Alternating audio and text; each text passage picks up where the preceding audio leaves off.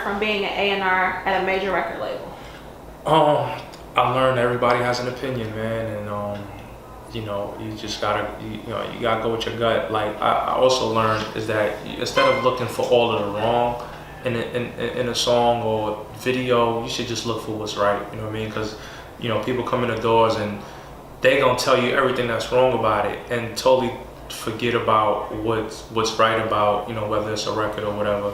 And I just realized that thought process is what slows down something actually, because you'll miss a lot on, you know, you just listening for the wrong in it rather than listening to see how it actually makes you feel. And that's basically what I learned. Just, you know, you just gotta go, because the longer you wait and you know, something else comes along and you know, you miss your window. And that's important also too, windows.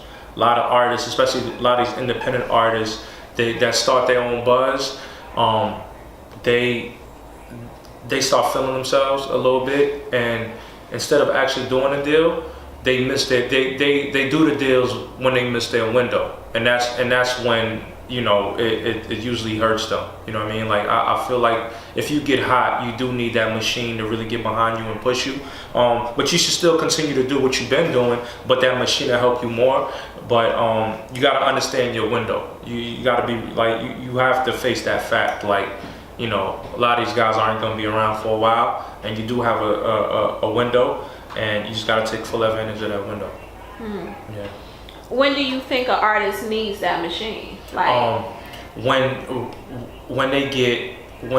the record really picks up on its own and it's doing really well on the charts, I think that's when, like, they really need that machine to push them and just really guide them. Because a label is, I mean, it's supposed to be a company full of professionals, right? People with, you know, whether it's marketing backgrounds or A&R backgrounds, or just, you know, just music knowledge, period.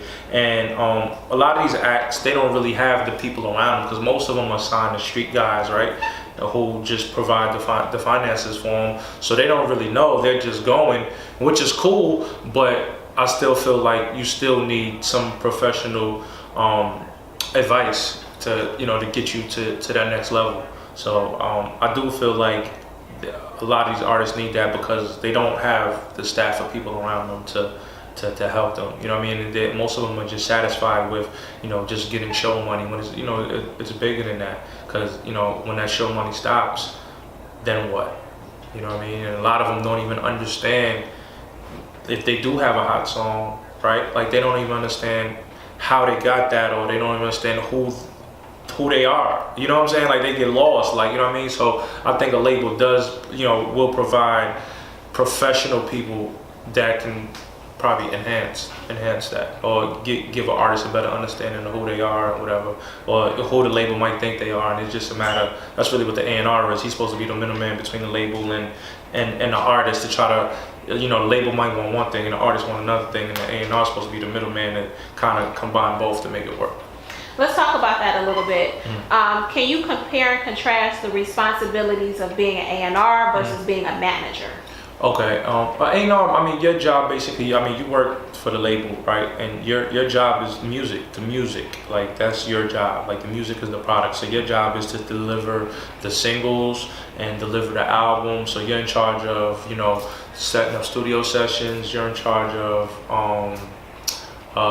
you know, the budgets and just all of the different aspects, but it all relates to music. Whereas manager, you're responsible for, you know, the artist's career, like, and that's the difference. Like, the A&R is, he's responsible for the artist's music career, but the manager is just everything else. You know what I mean?